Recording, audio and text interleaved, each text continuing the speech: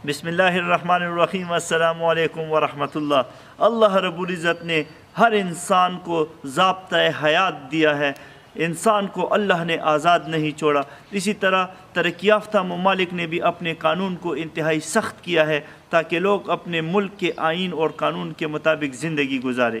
यही वजह है कि मेरे पीछे स्विट्ज़रलैंड से पर्चा 5000 किलोमीटर दूर मेरे घर आ गया और मैंने स्विस हुक्काम को कहा कि मुझे पर्चा लेट मिला है, इसलिए आप मुझसे ये फ़ाइन हटा दें। उन्होंने कल मेरे हक़ में कोर्ट ने डिसीजन लिया और मुझे 120 स्विस फ्रैंक जुर्माना का लेटर दोबारा मिला है। मैंने आज 105 यूरो में उसके पैसे बनते हैं, मैंने आज 105 यूरो स्विस पुलिस को जमा कर दिए हैं।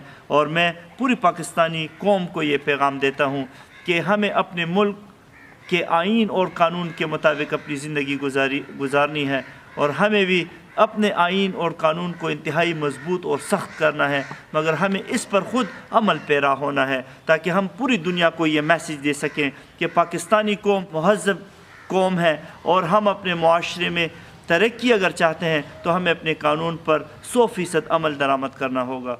बहुत शुक्रिया। अस्सलामु अलैकुम।